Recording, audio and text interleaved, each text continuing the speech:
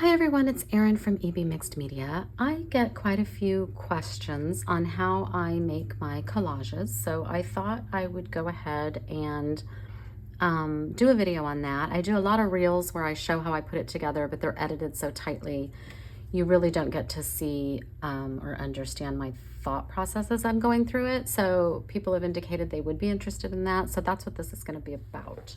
In the past, I have done collages in journals. This is a journal I created in fodder school, and I made it with cardstock, craft cardstock. And so I worked in the journal. As you can see, I probably put a little too many signatures in it. It's gotten very chunky. I've got 1, 2, 3, 4, 5, 6 signatures. I probably maybe should have only done 4, and it wouldn't have been so chunky, but it is what it is. So when I finished that one, I was thinking I would make another journal, but then I was at Michael's, which is a craft store in the United States, and I found this cardstock. I don't know if it's actually as heavy as what I was using before, but it was already cut into 6x6 squares. I think that's right. Yeah, 6x6 squares. So I thought, oh, that could be fun just to work on these individually. And then I've got these rings, which I had purchased a long time ago for another project. And I thought, oh, this could be a journal by putting them together on a ring. So that's what I've been doing now. They're really fun to do because they're super quick, and I enjoy doing them a lot, and you're not pulling out a lot of paints and supplies to do it. That's what I'm going to do today. I'll be working on this background. And then just to give you a sense of how I have my art desk set up, because I think that's important for allowing these to be made relatively quickly. I have on my desk, this is a 3-compartment tray, and in the front I have pinks and oranges, which I use a lot, and these are very small scraps, not very small, but smallish scraps. Some are larger than others. The next compartment is mostly blues and greens, and then the back is just kind of a mess, an odd mess of stuff I don't know quite what to do with. And then I have these deli papers that I often use to press down my artwork when my hands are covered in paint or glue, and then I don't get anything on whatever I'm pressing, like a floral or something. So that's always sitting there right easily to grab and go through. Additionally, I have a bunch of other little baskets and trays that are full of small pieces, and they're sorted kind of by color. And this is my neutrals. I have one that's black and whites. Everything always gets mixed up, but that's black and whites there. This is, see, that's a neutral, so that's in the wrong spot. This is purples, mostly. I've got craft paper type things. I have some reds, even though I don't really use red a lot. I have those there. And then I have sort of oranges and yellows. So those are all close at hand. The other thing I have is gold accents. I love my bling, so I have a lot of gold accents there. And if that's not enough, I've got a whole stack of gold papers. Most of this came from Julia Farrell, who's under Simply Made Unique. And I have to apologize, my husband's mowing the yard, mowing the grass, so you may hear the lawnmower occasionally. But she sent me a bunch of this gold stuff, and I just love it. So I have that at hand. I've also got a whole stack of neutrals that I can also use. What I keep in here tends to be smaller bits. In addition, I have tea bags. So you can save your tea bags. Those are great for adding texture. I'm always thinking about how to kind of add texture or something different to my pages. So I often have little things like this. This is when you tear a piece of paper off of a spiral notebook, you get this cool thing, and that can often be a cool piece in a journal. I love these little dominoes. They're just paper, but they came out of a Christmas cracker. I'll talk about this in a minute. Well, I collect a lot of security envelopes and stuff that's on envelopes. So like this is a UPS tracking thing that was on a package. This little sticker barcode thing, I don't know what it is, but I peel those off. This was me trying to sort of reinvent it. Here's the postage meter, Milwaukee, Wisconsin. Then this is the inside of a bunch of security envelopes. So I collect those. And the patterns are just getting better and better all the time. This one I just love. I use it a lot. That's not in here. This I cut out. This is the little window that could be useful for something. So I'm always thinking about different graphic elements that I can include, and I keep those, mostly those are all just thrown in that black and white bin. As you know, I do have a video on making these. This is a drywall tape that's been painted, or you can have it just plain. This is the roll that it comes in. I will never use all of this tape. The other thing I have are just any kind of odds and ends that you might have. These are watercolor squares, rectangles, circles that you might have.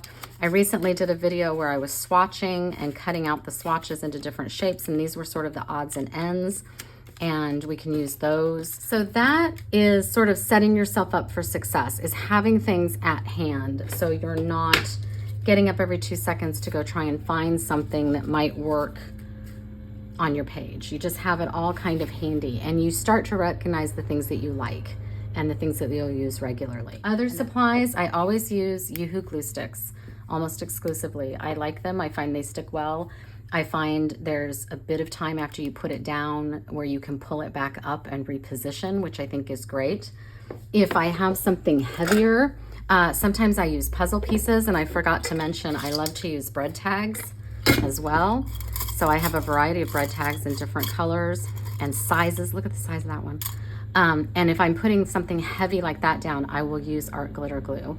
I don't know what the glitter part of art glitter glue is, but anyway, it's called art glitter glue. There's no glitter in it, but it's a very good adhesive. It's very strong, but it does stick very quickly. So you want to be sure when you're using it, you're putting your whatever object it is down exactly where you want it to be, because it's hard to move it after it's down.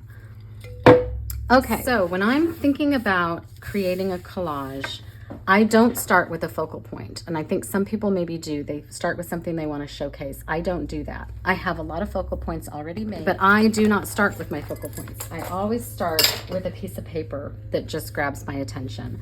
So when I'm doing art, when I'm making art, a lot of times after a project's done, I will have some really nice chunks of paper like this. And if I'm drawn to it or attracted to it, I think about how it would sit as a nice background on this craft paper.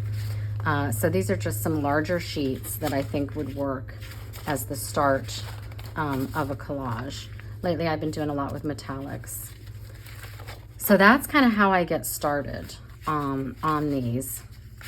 Are different papers that I think would work and look really pretty. So that's how I start. And then I pull, sometimes I'll pull a stack of colors and have them at the ready, or I have my little bin and I have all my other bins sitting around me. But then I always try to have things that I think might go with it. So that is sort of how I approach this when I'm working. But again, it's not a lot of effort to pull this stuff out. It's already out on my desk in these bins and containers or close by. So it's always a piece of paper that I start with that draws me and attracts me. And it just depends on your mood for the day. And as I said, I'm really loving the metallics. So I think I'll start with this one. And I like to have a decent size paper on the bottom. I mean, it could be something like this. That would work as well. It doesn't have to take up the whole page. It could be, I'm trying to see if I have another sort of,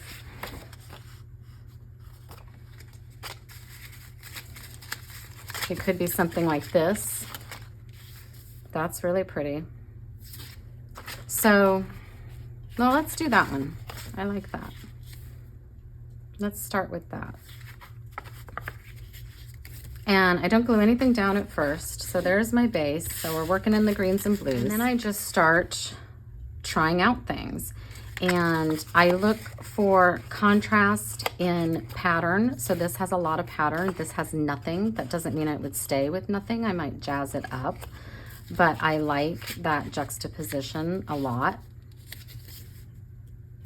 So I look for contrast in colors. So this has a very light background. It's very busy. It makes sense to put a solid here. And then when I get to about here, I think, okay, I need a neutral. Something neutral has to balance out this dark color, this really vibrant pattern. That's when I reach for my book pages. So one of my favorite things to use is I have a lot of this paper. This is from my dad's engineering textbooks. I have a lot of that. This is fun. This is a negative. I like that. That's kind of a fun piece. But that's not really what I was looking for. Let's save it. So I'll just look through these. What else do I have in here? Here's a receipt. That's sort of interesting. I don't really like the red, but we can probably cover that. I like that. Okay. Then this is like scrapbook paper again, and it's a contrast in pattern. It's darker, but this is a real bold pattern against a floral, which always looks nice. That's cool.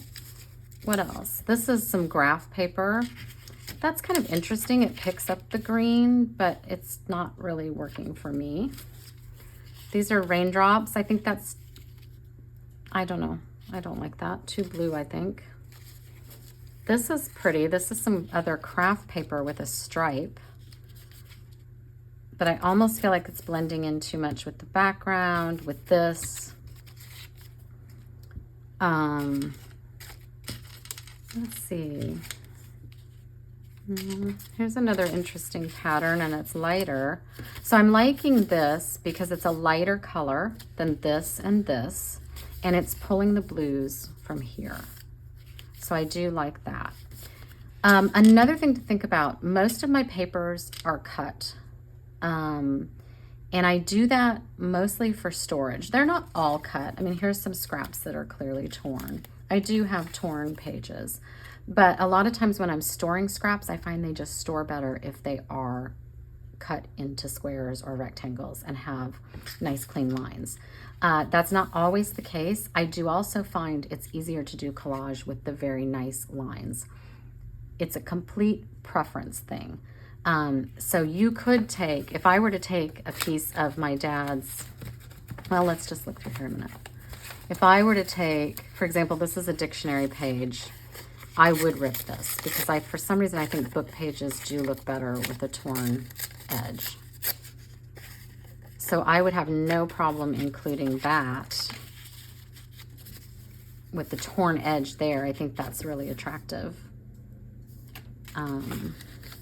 And then the rest of this, say, rather than the other.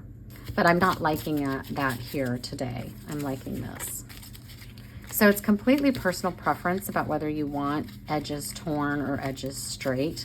I think if you're going to use torn edges, I would use them judiciously. I don't know if I would have every scrap of paper be a torn edge. Again, it's completely up to you. It's personal preference. I really like the clean lines. So let's see.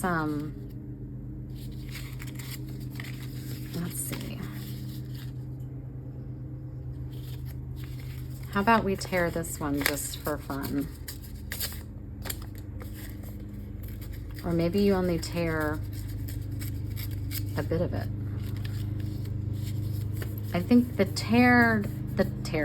torn edge always looks nice on the craft, I think. I'm probably gonna ruin this and not like it, but we'll try it. There comes the lawnmower. Thank goodness. We've had quite a bit of rain. It's been hard to get out there and mow. But then again, it was so dry and hot for a while there, we were afraid to mow for fear it would just burn.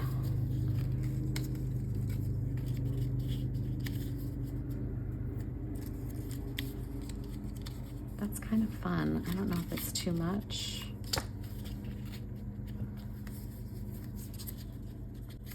The other trick for collage, and I heard this from Kristen Peterson, is your collage pieces always need a friend.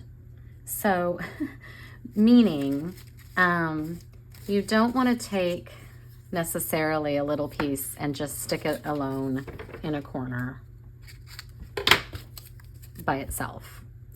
it just would look odd that way. So if you were collaging, unless you're doing something very deliberate, but to do something, you know, like that and have something over here and then just have this piece floating, it just looks a bit odd. It should always have a friend. The other thing is when you're trying to decide where to place your pieces, you want to look for the intersections of paper. So, for example, this piece is intersecting this piece right here, and we cover that up. Then when we go down here, these pieces are all intersecting right here. So that's maybe where you want to put this. Although earlier I liked it over here, but note how I'm trying to cover this intersection and this intersection of paper. So it's almost like it hides the fact that they're meeting in places somehow. It sort of disguises it. I don't know. I'm not sure what it is. But so for placing this, I'm looking at where this intersects with this and this intersects here, and I want to cover up that. And it just looks better to me than if I were to put it here. See, there's a gap there. That looks odd. If I put it up here, that's okay. That's not bad. But if I put it here, for example, there's a gap there. That looks odd. It has to overlap that intersection. Does that make sense? And I don't know if that's some sort of artistic rule or if it's just my preference, but that's something I've just sort of hit upon. So a lot of times when you see me fiddling, that's what I'm trying to do. Like if I want this to go all the way to the edge, because oftentimes I do if it's a straight edge, whereas I think a torn edge looks really good here, but I kind of want everything over more. So to get it to go over more, I think I'm gonna move this piece over, then I can move that piece over. Ooh, no, I can't. I can barely get it to come off.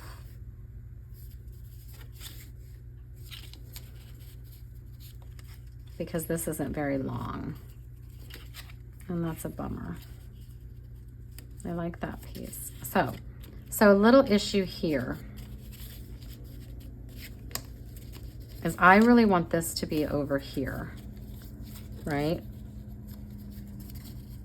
I want this torn edge to be showing on the craft. I want this straight edge to be lined up here, but these two don't meet very well. So what do we have to do to disguise that? We need another piece of paper.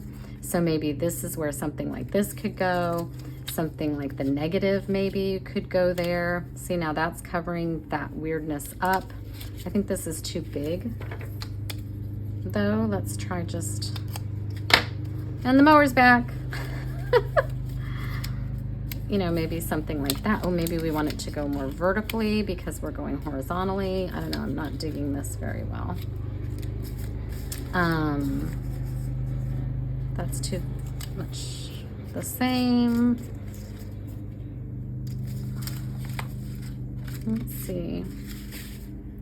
What about, and then you just play. That's sort of interesting.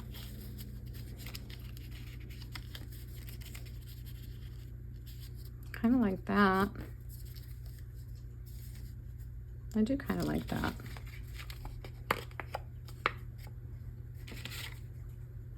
Or we could go with just a watercolor. That's kind of boring.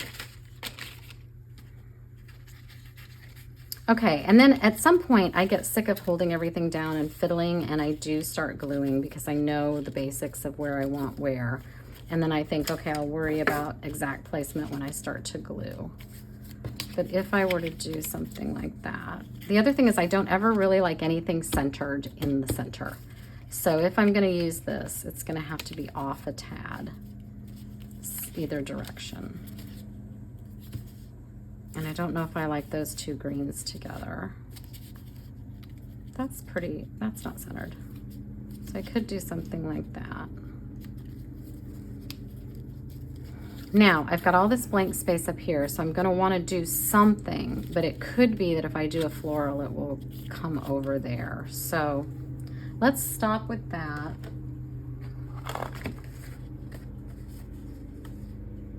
That actually looks like it could be a nice focal point. I've got this one. That's pretty too. Those are both from the Fabulous Florals collection. This one's already cut out. There's a lily that's kind of pretty. So there's a lot. I've got a lot of lilies because I just went crazy making lilies one day. There's that one. So I'm just pulling colors that I think might work. I think that's going to be too big. These are just hand drawn.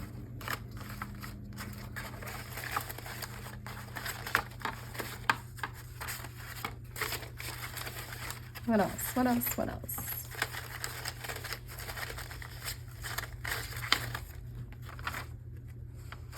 That one's really pretty, and that's a nice contrast with the neutral.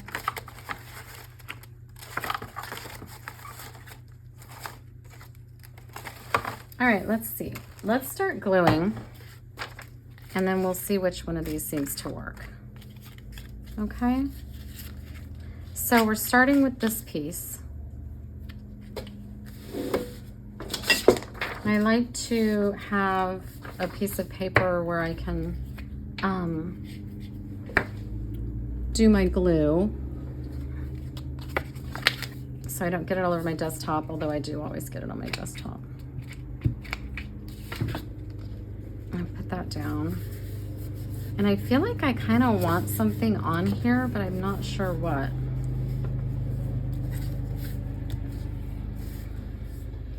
So I'm gonna keep going. Actually, see, I think I put that over too far because I wanted that edge to show. Unfortunately, I can lift that again. And this is gonna go here. Okay.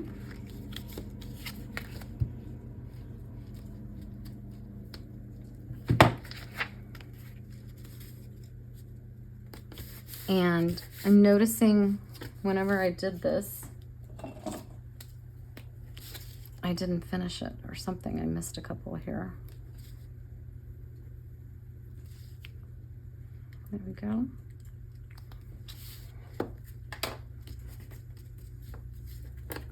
Okay. Now oh, this is some delicate paper, this receipt. I'll put that there. I forgot to pay attention to if that was getting covered up, but if it isn't, I guess it's not a big deal. Here's this piece, which I wanted to go here. Now I've got this issue here. I don't like that. That just barely solves that issue, but not quite even. So I definitely want to cover something up here. I also don't want my ends to match. I don't like that lined up straight. I want it to overlap somehow. I really want that to hit the edge. So I'm just gonna try this. And I'm gonna bring it down so those ends don't line up. All right. So I don't like this.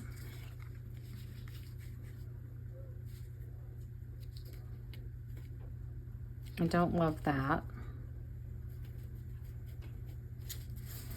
I'm struggling here. Let's see. Maybe I don't like this. Maybe there's another solution.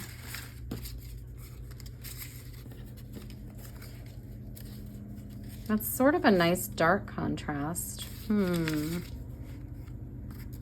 this is pretty. It's got some purple in it though. I don't know how I feel about that.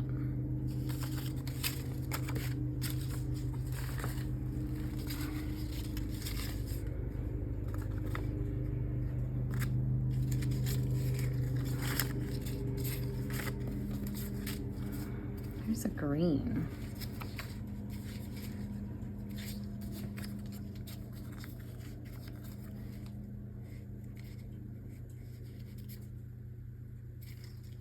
what about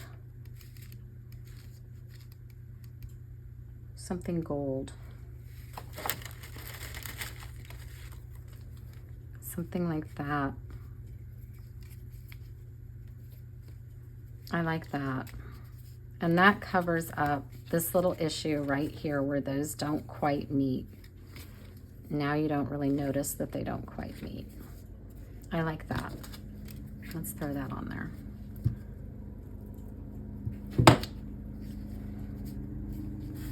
All right, I am not liking all of this blank green. I wish I'd done something before I put it down. Let me think. What if we just take some gold to pull some gold in and make kind of a pattern of dots here?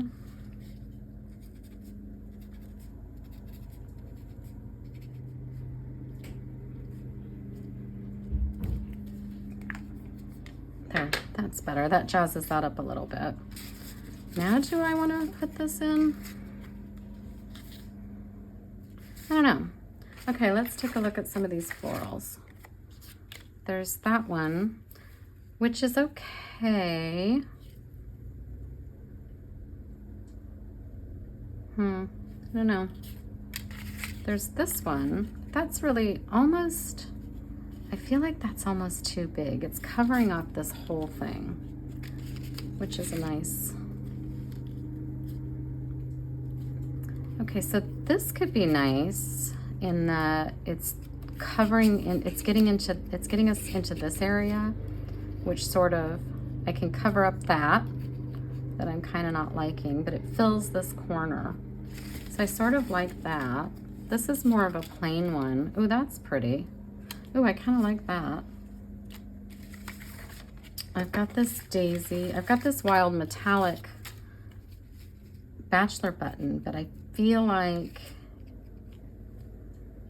I don't like that as well. I think there's a better contrast with this yellow.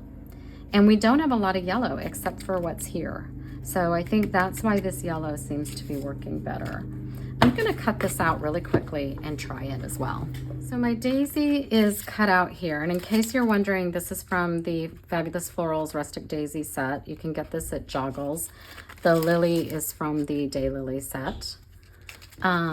So the question is, which one do we like? And I like them both equally well. Oh, I wish I could hear you guys yelling at me to which one to choose. For some reason, I'm preferring this one. And I think it's because the gold is more muted than this one. And for some reason, that's appealing to me more. And I like how it's going this way. So your eye is drawn to this corner instead of this direction. For some reason, I'm preferring that, I think. No, I don't know. They both could definitely work.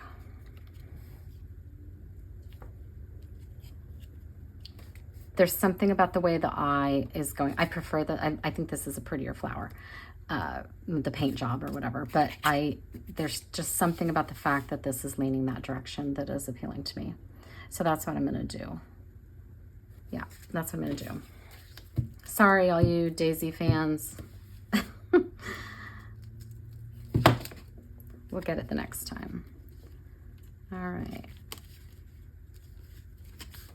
Whoop. This is where I like to use these deli papers because my hands have glue or paint or whatever. And this allows me to press down without smearing. I clearly didn't get any glue on that corner.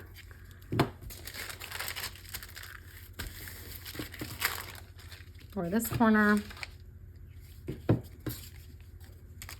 Okay.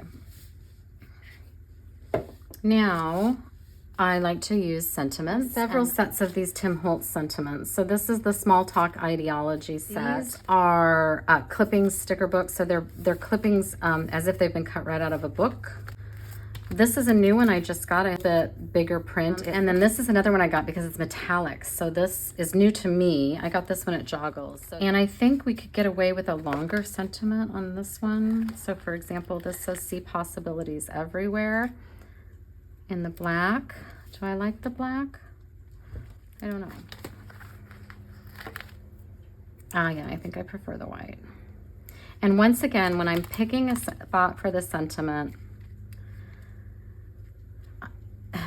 I oftentimes do kind of cover the seam, so to speak, where two pieces of paper meet. I sort of cover up the seam, and that gives it a little more finished look. Now, this color still looks lonely. That happens a lot, and one of my favorite things to do, and one of the easiest things to do, is to take a Posca pen and just add a few dots coming off this corner. And sometimes I bring them around to this side as well.